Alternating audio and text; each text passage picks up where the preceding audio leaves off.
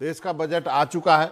Budget पर अलग अलग दलों की अलग अलग प्रतिक्रिया है। जाहिर है कि सब अलग अलग ढंग से बजट को देखते हैं।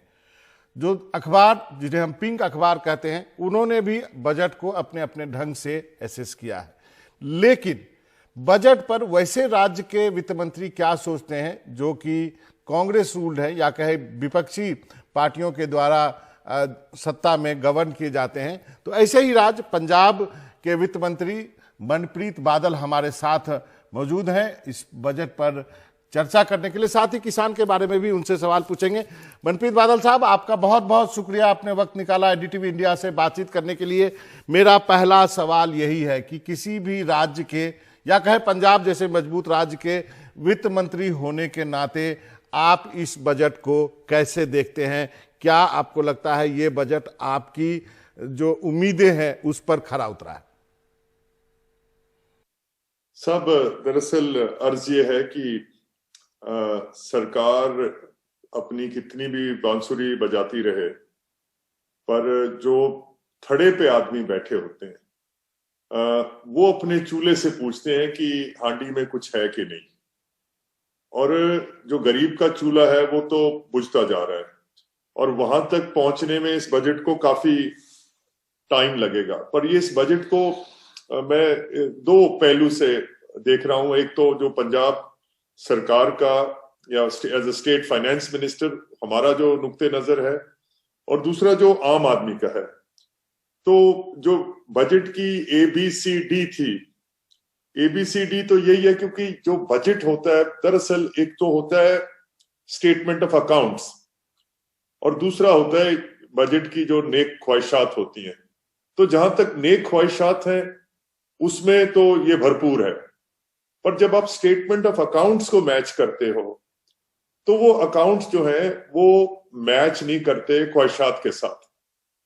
और जैसे अल्लामा इकबाल का बड़ा मशहूर शेर है कि उसने तदबीर से जाग उठता है कौमों का नसीब, कभी बदलती नहीं तकदीर अरमानों से। क्या बात है! अच्छी प्लानिंग के साथ तो कौम की तकदीर बदल सकती है, पर ये अरमानों से तो नहीं बदलेगी। तो एज जो पंजाब का नुक्ते नजर है, तो मैं इस बजट में जो ABCD ढूंढ रहा था, A ढूंढ रहा था agriculture, B banking, C Covid और D डिफेंस। पर इसमें जो मुझे मिला वो ABC मिला, असम, बंगाल और चेन्नई। क्योंकि ये जो इलेक्शंस हैं इन स्टेट्स में आ रहे हैं, तो टोटल लॉपसाइडेड डेवलपमेंट जो है वो उन्होंने ये 3 स्टेट्स की तरफ दे दी। तो आप ऐसा समझें कि आपकी शिकायत ये है कि उन राज्यों को इस बजट में काफी कुछ नहीं दिया गया है जहां चुनाव नहीं होने वाले हैं। जहां जहां चुनाव है, जैसे पश्चिम बंगाल, केरल, तमिलनाडु और असम, उन पर काफी खास फोकस है, और बाकी राज्य और खासकर वैसे राज्य जहां पर कांग्रेस सत्ता में है उनके लिए इस बजट में कुछ नहीं है। आप शायद यही कहना चाहते हैं। मैं इससे आगे अर्ज कर रहा हूं कि पूरे नॉर्थ इंडिया के लिए कुछ नहीं है। और अगर आपने जो हिंदुस्तान में जो पद्मश्री अवार्ड्स मिलते हैं, अगर आप गौर से देखें तो ये अवार्ड्स भी उन्हीं स्टेट्स को दिए गए हैं जहां चुनाव आने हैं। तो ऐसे मामला थोड़ी चलते हैं सरकार के। बाकी जहां तक सवाल पंजाब का है, और मैं तो चलो नॉर्थ इंडिया की बात कर रहा हूं, पर हम सोच रहे थे कि एग्रीकल्चर और खास करके जो किसान का एहतजाज चल रहा है उसमें कुछ ना कुछ एग्रीकल्चर सेक्टर या एलाइड सेक्टर में कुछ बेहतरी आएगी। सो एग्रीकल्चर में तो महज जो है वो 2% का इजाफा किया है बजट में, बट जो रूरल डेवलपमेंट है, जो देहात की विकास का जो मद है, उसमें 34% की कमतरी आई है। उसी तरह जो हेल्थ सेक्टर है, तो बता तो रहे हैं कि हेल्थ इंफ्रास्ट्रक्चर के लिए बहुत ज्यादा बना है, पर उसमें उन्होंने जो कोविड की दवाई है उसमें वो भी शामिल कर ली कि ये जी इतना ज्यादा अखराजात ज्यादा है इसमें। बट दरअसल जो पिछले साल का जो रेवेन्यू बजट एस्टिमेट है उससे इसमें 1% कम है। डिफेंस में, क्योंकि पंजाब का तो जो 4 मैंने ABCD आपको बताई थी कि एग्रीकल्चर में, बैंकिंग में, खास करके जो MSME सेक्टर होता है उसको आज लिक्विडिटी की जरूरत थी। उसके लिए सिर्फ 15,000 करोड़ रखा है पूरे एमएसएमई। और मैं बहुत सारे इदारों में तो खैर ताले लग गए हैं। राज्यों की शिकायत है कि उन्हें उनका बकाया नहीं मिल पा रहा, जितना राज्य जो है सरकार को, केंद्र को कमा के देती है, उसके उपेक्षा में उनको जो बकाया सरकार से मिलना चाहिए वो नहीं मिलता, और बकाया भी बहुत बाकी है। देखो, अब राज्यों की, जहां तक राज्यों की शिकायत है, तो कल पेट्रोल की जो इंफ्रास्ट्रक्चर सॉरी जो सेस लगाया है, एग्री सेस, दूसरा सबसे बड़ा मुद्दा है ये जो सेस लगाया गया है, जो डीजल पेट्रोल आदि पे सेस लगा है। हालांकि आम जनता पे सरकार ने कहा, केंद्र सरकार ने कहा कोई असर नहीं पड़ेगा, लेकिन इस सेस का लाभ राज्यों को नहीं मिलेगा, आप लोगों को नहीं मिलेगा।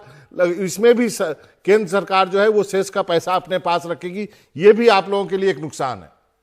बिल्कुल, वो हमारा उसमें 41% हिस्सा है स्टेट्स का। तो पहले तो मनोरंजन जी, कई बार आपके जो देखने वाले होते हैं, नाजरीन होते हैं, उनको ये समझ नहीं होती या दिलचस्पी नहीं होती, समझ तो होती है, दिलचस्पी नहीं होती कि जो टोटल इंडिया का बजट है तो 2/3 तो स्टेट्स खर्च कर रही हैं, सेंटर के पास तो 1/3 है। और जो गवर्नमेंट ऑफ इंडिया के नीचे कितने लोग रहते हैं? एक भी नहीं रहता। हमारी जिम्मेवारी क्या है? हमारी एग्रीकल्चर हमारी जिम्मेवारी है, पुलिस हमारी जिम्मेवारी है, एजुकेशन, हेल्थ, कनाल, जेल, बुढ़ापा पेंशन, सो जितनी भी वेलफेयर की स्कीम्स होती हैं वो स्टेट गवर्नमेंट चला रही है।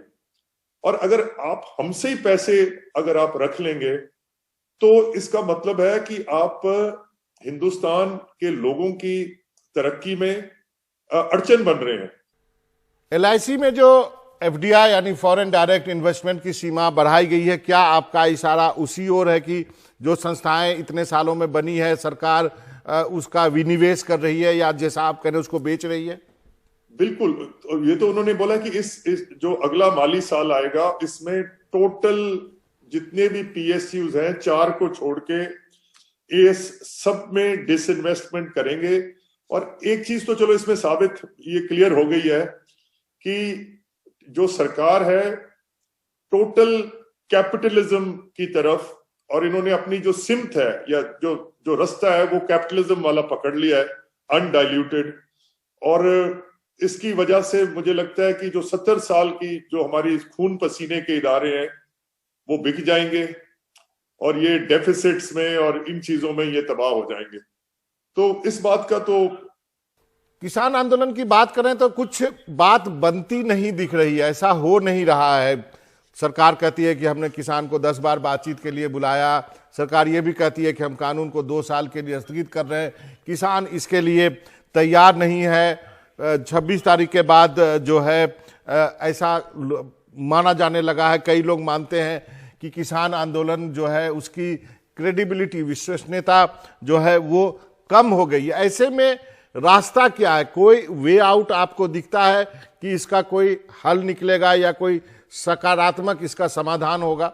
सीएम साहब ने पंजाब में एक ऑल पार्टी मीटिंग बुलाई है, और पंजाब की क्या आगे रद्द अमल या हमारी हिकमत अमली क्या होनी चाहिए उनकी लीगल डिफेंस के लिए, या हमें प्रोटेक्शन किस तरह से हम अपने नौजवानों की कराएं।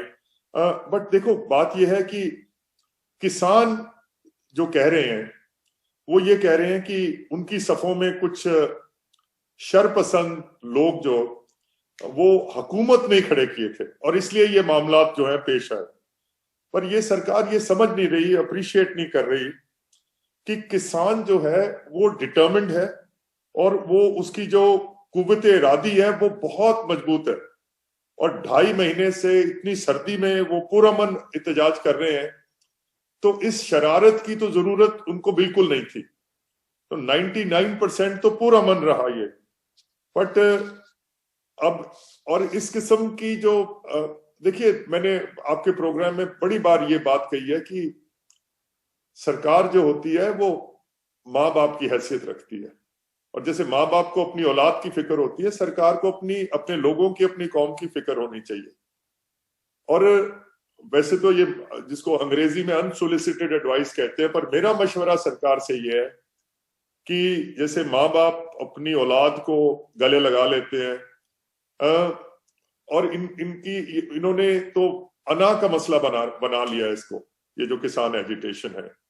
मुझे लगता है कि अगर मोदी साहब और मोदी सरकार एक कदम आगे बढ़ेंगे तो कुछ भी ना होगा, पर अगर किसान अगर पीछे हटेंगे तो अब दुनिया हंसेगी। तो इसलिए इनको गले लगा लेना चाहिए और इसको खत्म कर देना चाहिए किसी भी सूरत में और किसी भी कीमत पे। 26 जनवरी की घटना के बाद पंजाब सरकार की तरफ से कहा गया कि बड़ी संख्या में पंजाब के युवा गायब हैं। क्या कोई संख्या आप हमें बता सकते हैं कि आपको क्या एस्टिमेट है पंजाब सरकार का कि कितने लोग गायब हैं? तो जो आंकड़ा जो हमें बताया गया है कि तकरीबन 200 जो हमारे बच्चे बच्चियां हैं वो इस वक्त गुमशुदा है। ये बहुत बड़ी संख्या है। चलिए उम्मीद करते हैं कि पंजाब सरकार इस पर कार्रवाई करेगी। केंद्र सरकार से जरूर कुछ न कुछ बातचीत करके इसका हल निकाला जाएगा। आपका बहुत बहुत शुक्रिया मनप्रीत बादल साहब, आपने वक्त निकाला एनडीटीवी से बातचीत करने के लिए। आपका बहुत बहुत शुक्रिया, धन्यवाद।